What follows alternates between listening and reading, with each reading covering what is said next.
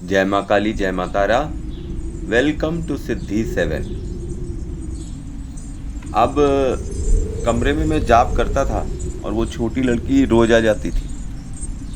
उसी तरीके से बेल्स, उसी तरीके से ड्रम्स, उसी तरीके से विंड चाइम बोलती ही रहती थी। और वो लड़की कमरे में आकर कुछ करती नहीं थी, बस इधर से उधर दौड़ती थी। फिर मैं जाप करता था, मेरे पीछे आकर जैसे खड़ी हो जाती थी और मेरे कान के पास उसी तरीके से आवाज़ें निकालती थी।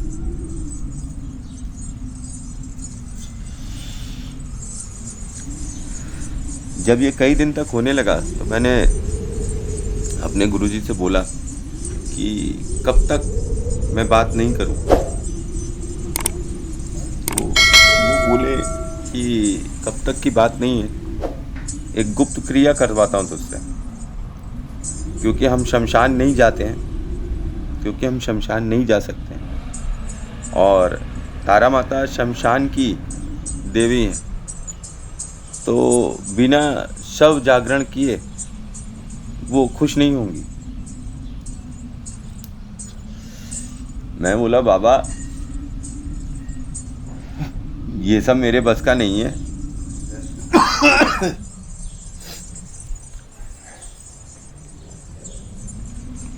ये सब मेरे बस का नहीं है, मैं ये सब नहीं कर पाऊंगा, मैं शमशान वमशान नहीं जाऊंगा। तो बोले शमशान नहीं जाओगे, शमशान तुमको भेज कौन रहा है, मैं तुमसे दूसरा काम कराता हूँ। तो मैंने बोला क्या? कहा तुम फोटो में देखो माता क्या कर रही हैं। तो जो वो मैंने नीली वाली फ़ोटो लेकर आई हुई थी माता की, जिसमें वो ब्लू कलर की तारा माता है, उनके पैर के नीचे एक शव है जिसने वाइट कलर का कपड़ा पहना हुआ है और वो लेटा हुआ है और माता ने उसके ऊपर पैर रखा हुआ है। मैंने देखा, मैंने भी उसी तरीके का वाइट कपड़ा पहना हुआ है।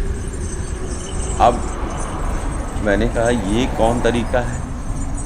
तो वो बोले हम लोग करेंगे चिता स्वांग। मैंने बोला चिता स्वांग क्या चीज़ होती है?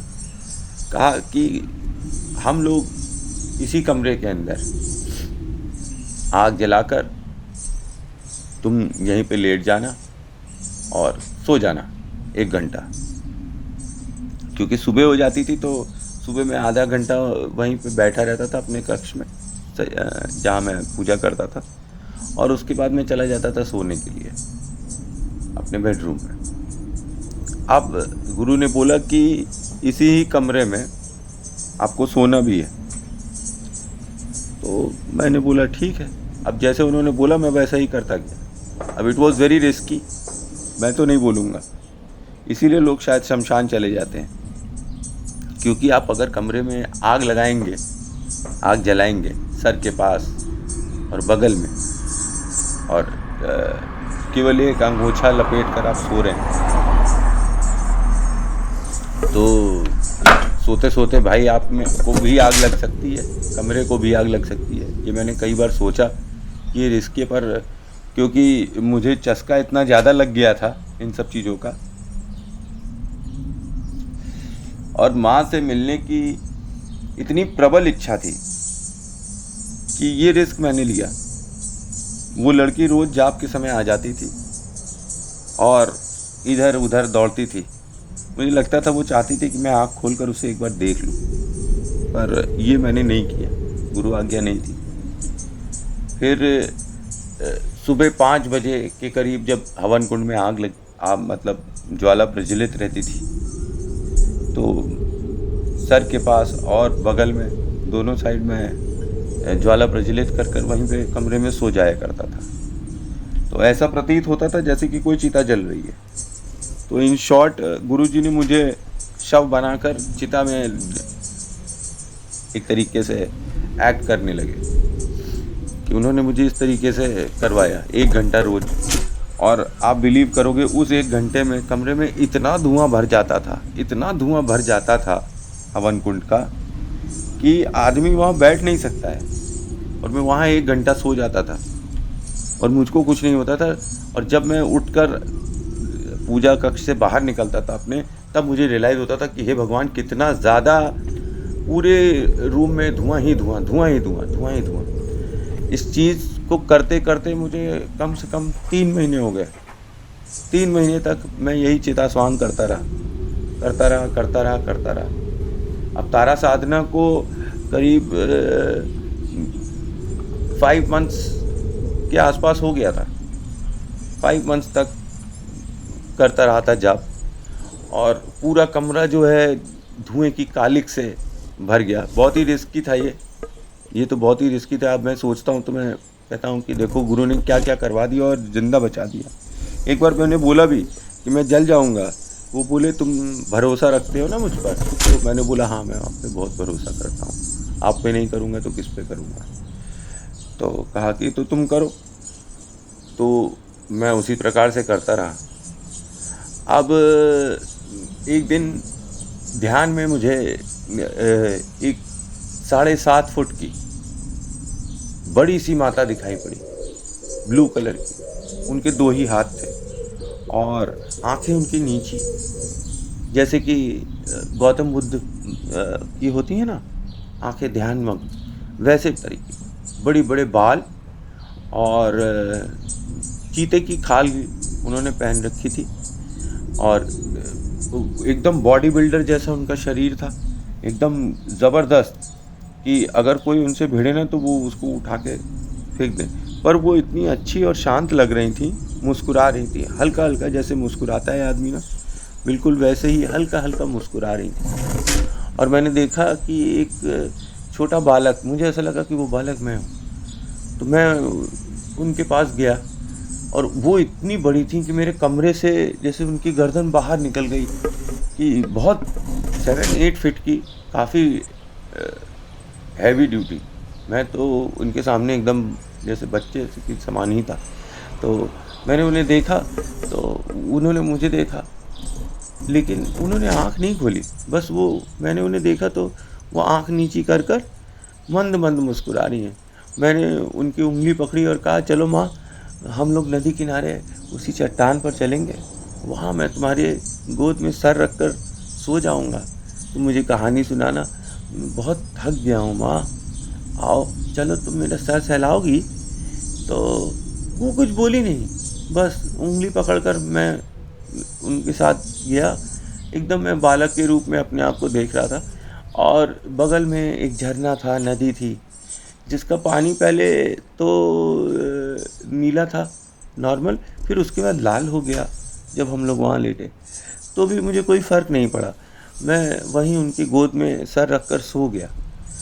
और फिर उसके बाद जैसे एक जगह से दूसरी जगह जंप नहीं करता आदमी, तो जंप कर कर मुझको ऐसा लगा कि हम लोग एक जंगल में हैं, और जंगल भी कितना नीट एंड क्लीन और टाइडी जंगल था, इतना अच्छा जंगल, और उसमें हरे भरे पेड़ थे, जिसमें बांस के भी पेड़ थे उसके अंदर।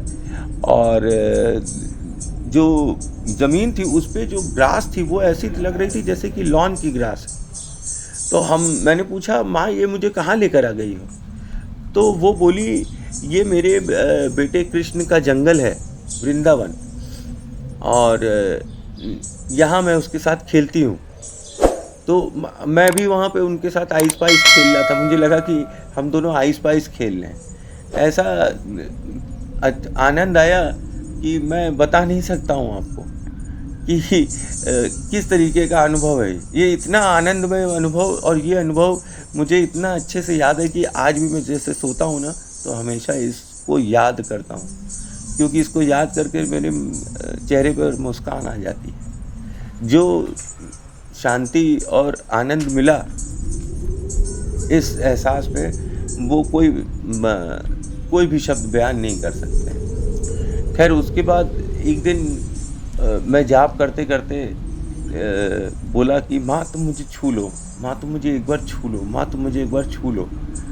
अब जब मैंने ये बोला तो मुझे लगा माँ ने मेरे रिब केज और स्टमक के बीच में, जो बीच में मध्य पार्ट है ना, वहाँ पे उंगली से छुआ। अब जैसे ही उन्होंने छुआ, मेरे पूरे शरीर में झुनझुनी अंगूठे से लेके सर तक सब तरफ झुनझुनी चढ़ गई। और मैं इतना खुश अंदर से, जैसे कि बहुत ही शांति मिल गई, और इतना खुश, पता नहीं मैं क्यों खुश हूँ। और मैं एकदम खुश हूँ, मेरे चेहरे पर रौनक आ गई, एकदम रौनक। अब ये रौनक आ तो गई, दूसरे दिन मैं मुस्कुरा रहा हूँ, मेरी वाइफ पूछ रही है भाई तुम क्यों मुस्कुरा रहे हो, भाई तुम क्यों मुस्कुरा रहे हो, भाई तुम क्यों मुस्कुरा रहे हो, लेकिन मैं कुछ जवाब नहीं दे पा रहा हूँ, बस मैं मुस्कुरा रहा हूँ, मंद मंद मुस्कुरा रहा हूँ। मुझे बस उनका वो चेहरा और वो उनके छूने का एक हल्का सा एहसास मुझे लगा, और आप समझिए कि आनंद आ गया। पर इसके 2-3 दिन के बाद ही मुझे कॉन्स्टिपेशन की शिकायत होने लगी, बहुत ज़ोरदार। अब मैं जॉब कर रहा था तो उबासी भी आ रही थी और गैस भी बनने लगी अचानक से। अब जब गैस बन रही है, डकारें आ रही हैं, तो खाना भी मैं कुछ खा नहीं रहा हूँ, फिर भी गैस बनने लगी अचानक से।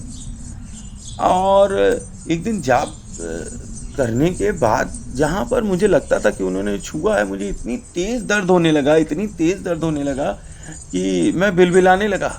और आप यकीन नहीं मानिएगा कि मेरी ऐसी हालत हो गई कि मेरे भाई को आना पड़ा मुझे हॉस्पिटल ले जाने के लिए। अरे यार, it's now 12 minutes, nearly 12 minutes, Siddhi 8 coming soon. This was Siddhi 7। Thanks for watching. ये मेरी अपनी कहानी है, कोई लॉन्ग लपेट नहीं है, जैसे रॉ फॉर्म में है वैसे मैं आपको सुना रहा हूँ। Thanks for watching. जय माँ काली, जय माँ तारा।